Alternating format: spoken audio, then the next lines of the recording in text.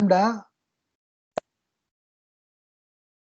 T becomes C2 over 4.96. So C2 was 1.43 approximately divided by 5, you get 2.898, 10.93. So basically it becomes, this constant is C2 divided by 5, 4.96. So anyway, once you know that it reaches maximum, so any temperature, for example, any temperature that you have, so any temperature, this is like 5800, this is like a sun's rays, the maximum reaches around 0.5 micron. That's when it reaches the maximum intensity of radiation. So then as you decrease the temperature, like 300 degrees typical our Earth's temperature, then it becomes like a 10 micron, close to 10 micron. That's when it reaches the the maximum intensity. So, but anyway, that's a Wien's displacement law that we wanted to show. Okay, now I also showed last time how do I take the ratio. So if I want to know the proportion percentage of intensity between some the radiation between one wavelength to the next wavelength. So it's basically, let's say that I want to get 0 to lambda 1. If we want to take the, so that's basically E lambda d lambda divided by sigma T to the power of 4. That's my ratio. So here I bring the equation here, z lambda 1 over lambda 5 C1 1 over e to the power of C2 over lambda T minus 1 d lambda. So since I am dividing by sigma 4, so I bring the sigma 4 here. So I just convert the equation into lambda T and T to the power of 5. So I basically convert that. This is like a sigma T. So for the ratio will be given by 1 over sigma 0 to lambda 1 T C1 D. Let's call lambda 2 as U, just U, that's okay. So U power 5 EU minus 1. But you have to do this numerically. This whole thing has to be done. So that is what this whole table here. So for the lambda T, so let's just do the table as well as let's show the table and the curve. Okay, so if you look at the table here, 0.2 lambda T is 0.2 micron K. In other words, micron and degree Kelvin, hardly anything. The proportion is small. See, this is nothing but 0 to lambda T, that integral 0 to lambda T, this one, 0 to lambda T and divided by lambda T4. So this whole thing has been done given the lambda 1T. So lambda 1T, for example, 2.2 MK micron Kelvin is like 0.100897 and so on and so forth. So if I want to get the energy between the proportion of energy between lambda 1 lambda 2, so let's define this as d of lambda 1T. Okay, so I want to lambda 1 to lambda 2 is greater than lambda 2. Let then basically d lambda 2 subtract lambda 1T, that will be the proportion multiplied by sigma T to the power 4. See, they're all the same temperature, of course. So between this bandwidth, how much is the energy will be there by given by this integral, and this using this table. Tungsten is like 2800 Kelvin. how much is energy between 0.3 micron and 0.7 micron, or visible range. You want this to be maximum at your visible range, 0.4, 0.7. So how much is energy there? That'll be a fair question. So you want the temperature to be fairly this much for a tungsten, and you can determine how much of the total energy is in that particular wavelength. Okay, the bandwidth, I'm sorry. Okay, all right, so having done that, now another concept we have to talk about is what is called emissivity. In other words, all the real bodies are not black. I mean, so basically there is emissivity is nothing but how much. See, black body absorbs everything. Emissivity means how much of the, in proportion to the black body, how much radiation comes out on a real surface at a temperature T. So basically it also can be given as a function of the wavelength. So basically, if you look at this curve, if I look at this curve here, okay, on the right hand side, so this is the black radiation here. So if it's what is called a gray surface, real surface is like it is almost follows the black. So I can integrate that, and this total integration of the black body integrate the energy of the real surface divided by the black body is the emissivity.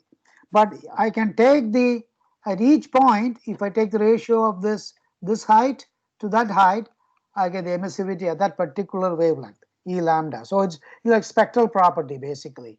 So it's a monochromatic at that particular wavelength. I have the emissivity that, and the real surface could be the wiggly line here. The real surface could be all over the place. We cannot say, but we can say at certain ranges it's this constant, at certain ranges it's not, and so on. So here for the black body, emissivity is 1. Okay, but typically if it is a gray surface that you can integrate out, so you can find the emissivity is decided by the total energy emitted by the real surface divided by the black body radiation. This is nothing but E lambda, EB lambda. If E lambda is specified in the wavelength region, then you substitute that at various region and exactly integrate that over this 0 to infinity. So you can get the actual emissivity of any surface at a particular temperature, knowing the emissivity of the surface at various wavelength. Okay, for this we already talked about the fraction of the energy. Now there's another concept that we need to talk about. Okay, so basically a surface is it could be a body. It could, some other portion is absorbed, some other more reflected, some other are transmitted. From an energy point of view, if rho is the reflectivity, alpha is absorptivity, and tau is the transmissivity, then obviously energy principle requires that rho plus alpha plus tau has to be 1, because whatever energy coming in has to be either absorbed, reflected, or transmitted. Okay, if it's an opaque body, there's no transmission, only rho plus alpha is 1 as tau is 0. Okay, so let's just go to a concept what is called Kirchhoff identity. Let's take an enclosure, the black enclosure. So any radiation going in, it absorbs it at particular temperature T. So it's emitting a flux called Qi. So how much is coming here? Qa is coming in. So this is a sample. It's a real surface. So depending upon the area of surface and the absorptivity, alpha, it absorbs this coming from Qi, it absorbs this. And depending upon the temperature of this body, it is emitting E multiplied by the A. E is the actual emissive, emissive power of this body at that temperature T, and multiplied by the area.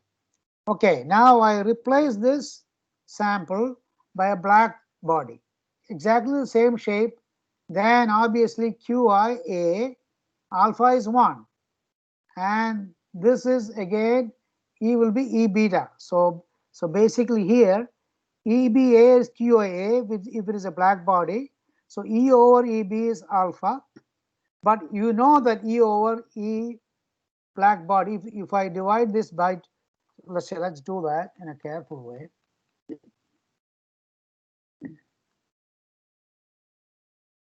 So what we are saying here is,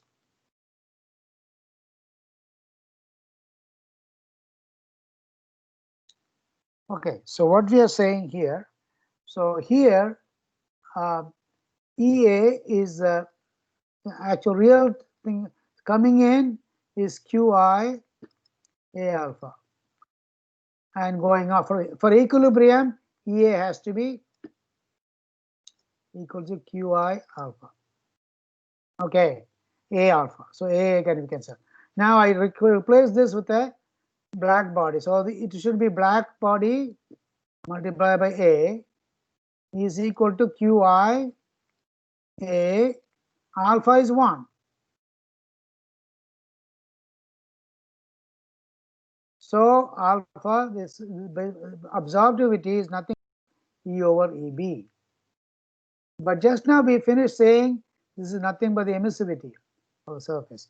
So absorptivity, if there is no transmission through a body, absorptivity is nothing but emissivity. They are identical, but that's what is called Kirchhoff's identity.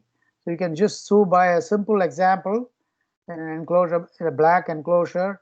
You put a sample there and then replace it with a black body, and then take the ratio of the, at equilibrium, this has to be equal to that. Just take the ratio of these two, and we get emissivity and is equal to absorptivity. Okay, all right, everybody understood that? Okay. Now for I just want to give a table of various emissivity of various surfaces. Brass, if it is around 350 Kelvin, if it is polished, emissivity is obviously 0.09 because very low emissivity because it's extremely reflective, isn't it? So it doesn't absorb. So that is so because of the reflectivity, absorptivity is very small. So emissivity is also small. And if it is oxidized, it becomes a little dull, so it becomes very high. So brass, between polish and oxidize, big, so absorptivity is like 0.6. And how about copper? Similar behavior. Copper versus oxidized, a big difference. And steel, polished steel is again typical number, very small absorptivity or emissivity. The commercial grade is like 0.2, whereas if it's heavily oxidized, it's 0.7. And non-metals like brick, and home brick is very highly absorpting. So we think that brick is not absorbing, brick will be absorbing, so it's going to be hot. So it's better to put some sort of white paint to get the reflectivity high so that you won't absorb the sun's rays if you want to keep your room cool. Concrete, the same problem, very high absorptivity. It's the same.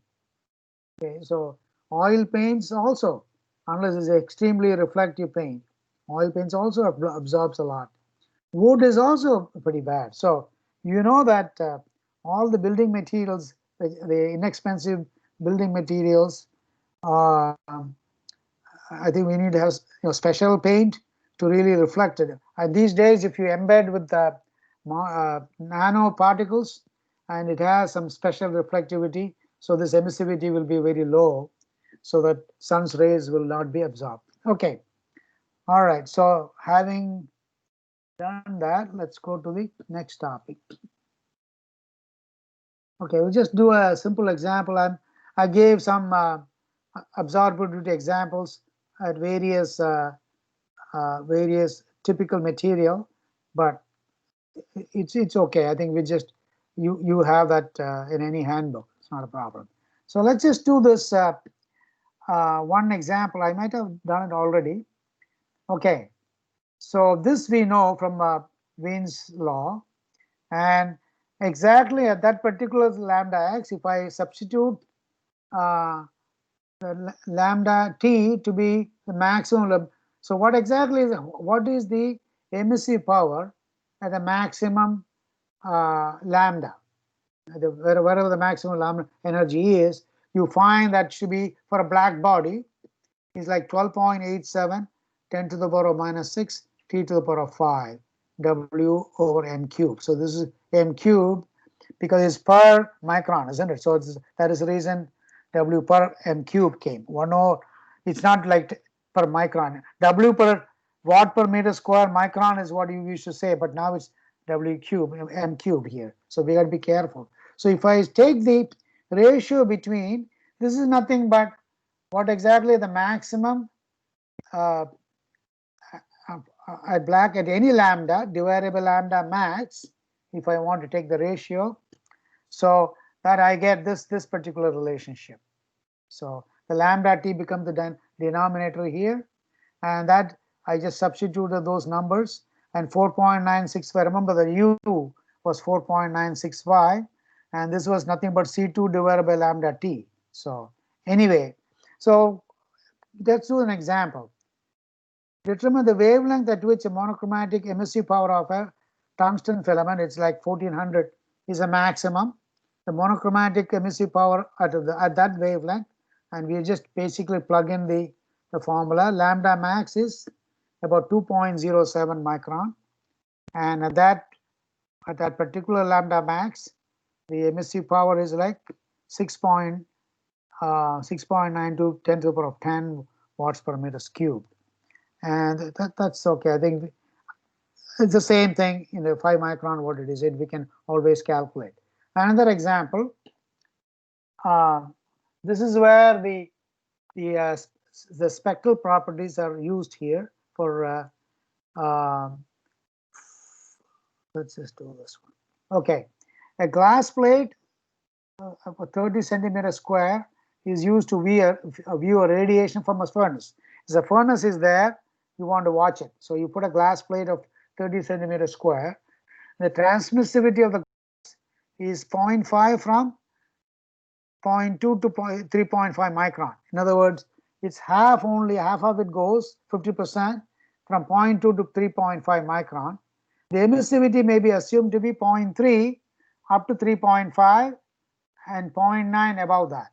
Okay, so up to 3.5 micron is that, and then above 3.5 micron, the emissivity is very, very, very high. Otherwise, it's very low. Transmittivity of the glass is 0, let's say, except in the range between 0.2 and 3.5, only in this region. All other region, it's not going to be, it's 0. Assuming that the furnace is a black body, let's assume that inside the furnace is 2000 degrees centigrade. Calculate the energy absorbed in the glass and the energy transmitted. So it's a very typical problem. So temperature is 2273 K.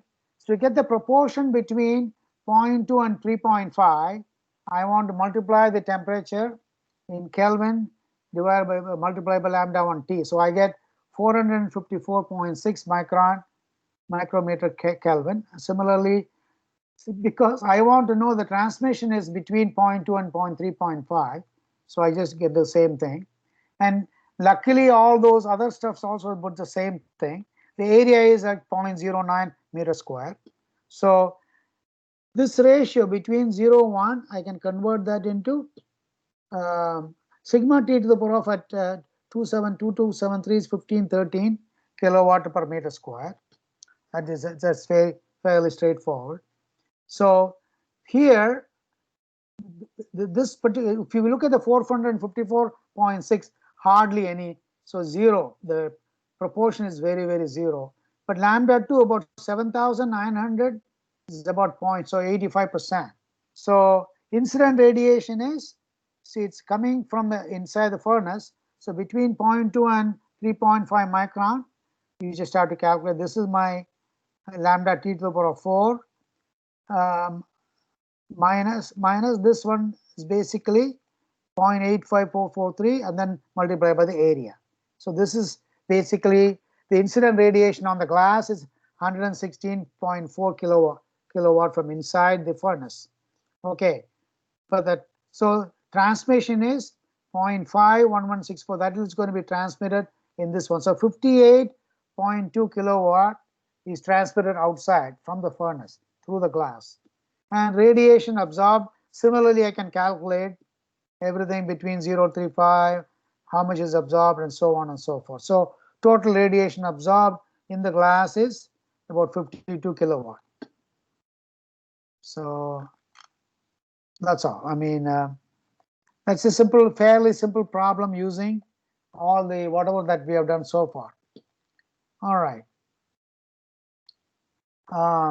Another example, calculate the maximum value of the monochromatic emissive power in the sun's radiation, whose surface is about 5779 Kelvin and black. So maximum occurs again using the same formula, about 0.5 micron. So that maximum EB max, I substitute that and I get about 0.83 10 to the power 8 watt per meter square per micron. So the maximum radiation flux that reaches the Earth with no atmospheric absorption may be computed as follows. So what exactly is this? Is the radiation is coming from the sun. How much of it reaches Earth?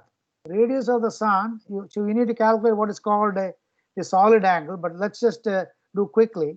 Radius of the sun is about 0.7 million kilometers. The mean distance between sun and Earth can be assumed to be about 1.496 10 to the power 8 kilometers.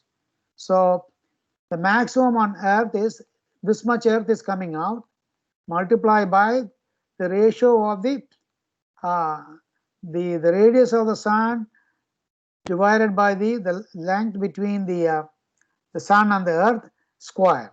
I mean, that is basically the R square they call it. But anyway, that is the square. So we get about 1792. If there is no absorption in the atmosphere, you get about 1792 watt per meter square micron. So so only 50% of this reaches the Earth. In fact, it's because of the absorption in the atmosphere, only half of it comes in. 80 watt per meter square. If you integrate over the whole micron, it's about, I don't know, 800. It's what you get about typically. Okay. I think I'm just going to leave this one for the time being. Okay. Now to the concept of what is a solid angle. So important that a surface is radiating. When you know that if surface is radiating, okay, let's look at that, what I'm talking about. Okay, so there is a surface is radiating everywhere. I am observing from here to this. So obviously from here, some sort of area here is what I'm looking at.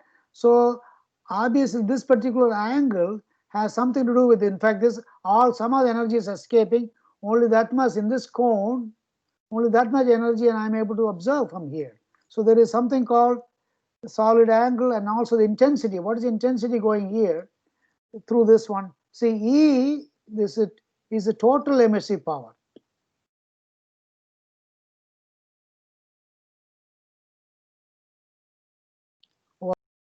Wavelength lambda or a whole surface, whereas that intensity is completely a different definition. But let's just look at the solid angle definition. So if it's a plane angle, you know the dl in a curve divided by r. R is the distance from the center to the surface here.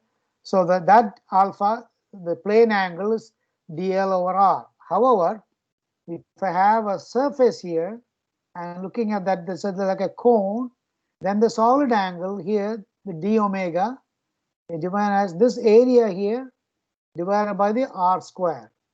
So that is so if I have a unit distance here, this area here, that area will be the solid angle, because that is the area divided by. So if I have unit distance here, that area, whatever that intersectional area, will be the solid angle. Okay. So the solid angle unit of the solid angle is called steradian. So let's look at the hemispherical body. I don't know whether you can see this very well. Okay, if I have a hemispherical body here, and there is a on the origin there is a dA which is perpendicular to the vertical axis in area is radiated. So if I take one ray and I take an area DAN here, so exactly what is that area here? So let's just work it out. So basically spherical coordinate system is what we are talking about.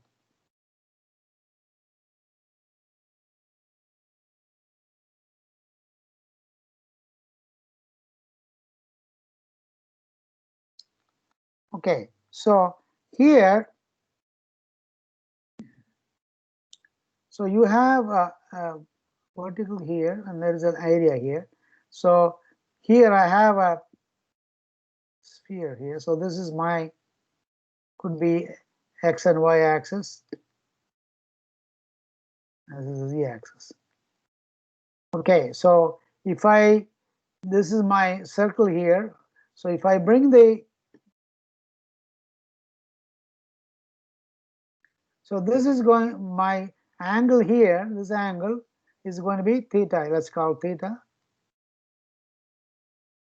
And this is like d theta. Similarly here, this is going to be phi, which is the azimuthal angle, and this is going to be d phi.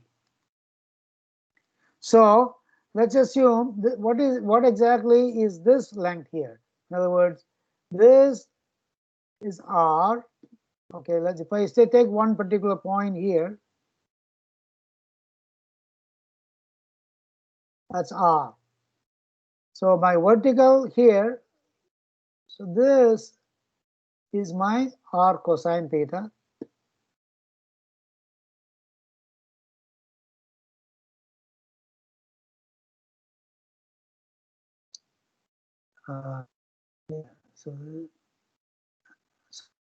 So this is nothing but theta. So r cosine theta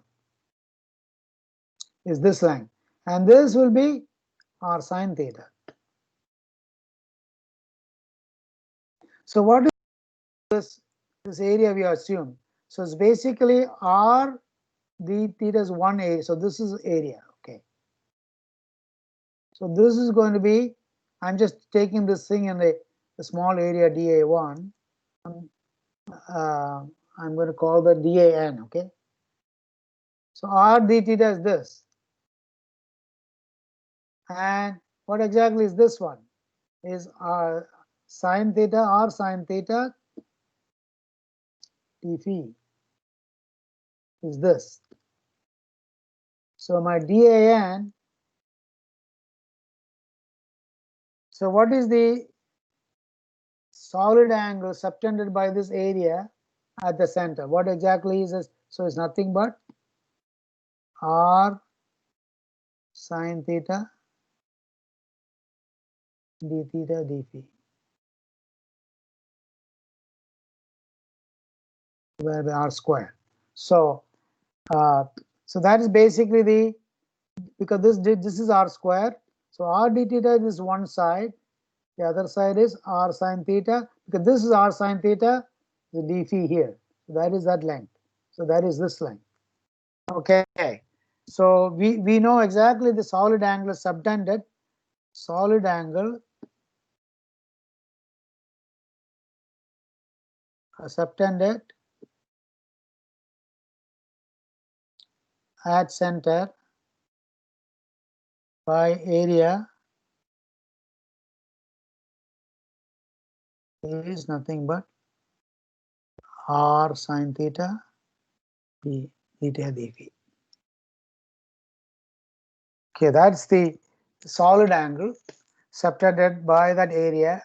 So it's important to get that concept. So there is another concept.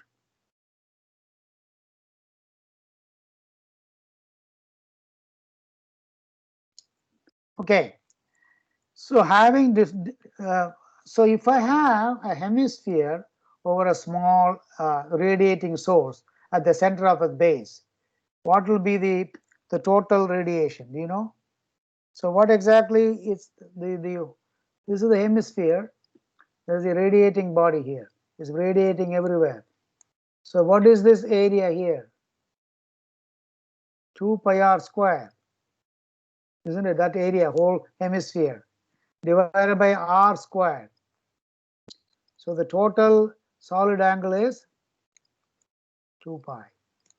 It doesn't matter, this radiation source could be here or here, it doesn't matter. So long as a hemisphere is surrounding that, the total solid angle will be 2 pi. So that's important concept. It doesn't matter because you know basically you're shifting the center and you can perform the integration and find out. There is a concept called intensity of radiation, I, which is basically oriented in both theta and phi direction. Perhaps mostly it's more a function of theta rather than that. I want to ask you, what exactly in your latitude and longitude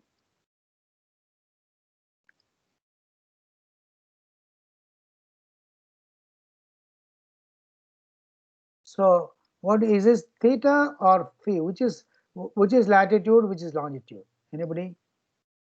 Anyone?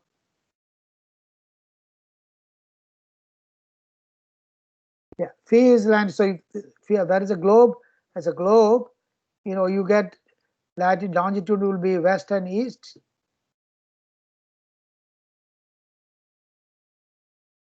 And then latitude will be north and south. So you can, if you want to calculate the shortest distance between two locations given theta and latitude and longitude, you can convert that into Cartesian coordinates and get the vector. Like this is basically 2 points. I need to get the greatest circle here. That will be the shortest distance. So I get a vector here, vector there. Take the dot product, and I know the theta. And cosine inverse will be the, I can calculate the shortest distance. So given as a Coimbator's latitude and Mumbai or Chandigarh, whatever, so you can calculate the shortest distance knowing the spherical coordinate system. But anyway, that's so theta is basically latitude and phi is longitude. The concept, I mean, in the convention that we have followed. That's all I'm saying. Okay. All right. So the intensity of radiation, I, is the energy emitted per unit area from an energetic surface projected in the direction of theta phi per unit time and unit solid angle, d omega. So basically, so a surface is called, okay, so this is basically I theta phi. So let's go to the next slide. So the intensity of radiation for a black body is defined by the rate, the flux, this basically energy per radiated per unit area. Because the area here, see here, this is the dA1. Because the area 1 in this direction is the cosine angle divided by the solid angle. So that is how intensity is defined, and it's generally more function of theta than phi. But let's just do this calculation first. So what exactly is the flux? The radiating energy transmitted or total emissive energy transmitted divided by dA1 is equal to IB theta cosine theta d omega, and d omega is sine theta d theta d phi that we saw earlier. So that's basically, so the total, if I integrate this over the whole thing, so the total flux coming in a particular direction per unit area, or this is actual flux, is that if I integrate this, IB theta phi is cosine theta. So typically, if it is independent of the angle, if it is just, so what happens is, this is there. So it's radiating from all lessons. So normal, let's just call this normal intensity. It's independent of theta, but however, what is called Lambert's law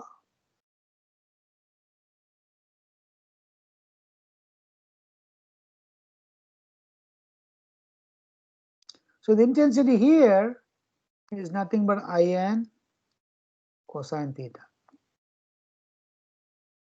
Okay, which is the, so this is like an In and cosine theta came because of that angle. So let's just say QR over A is nothing but I. 2 pi gets cancelled. 2 pi In of a black body, of course.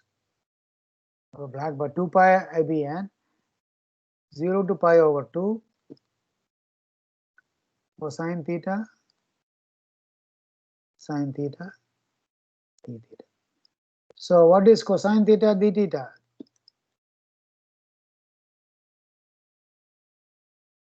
Is sine 2 theta over 2, and I integrate that. So it will be 2 pi IB normal divided by 2. This gets cancelled. So minus cosine of 2 theta divided by 2, 0 to pi over 2.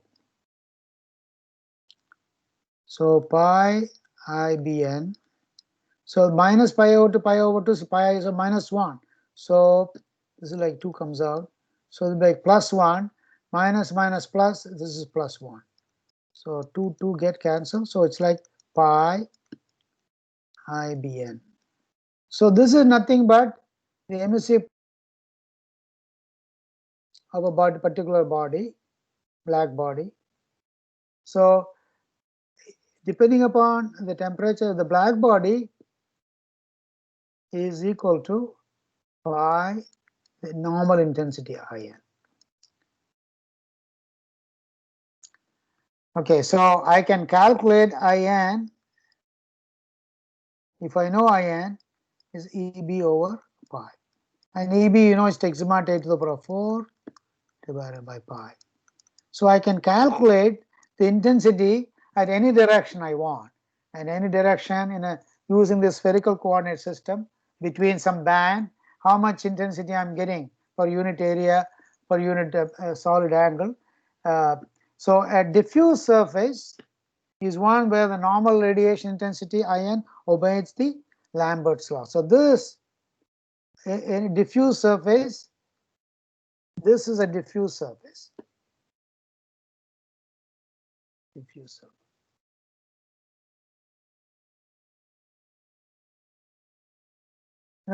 All directions are preferred.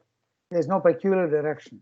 So if I have an intensity in the normal intensity, any intensity in any direction given by the Lambert's law, it's cosine In cosine theta.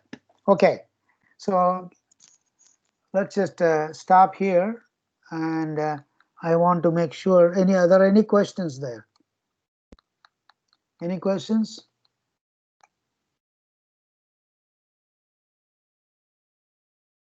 Questions at all?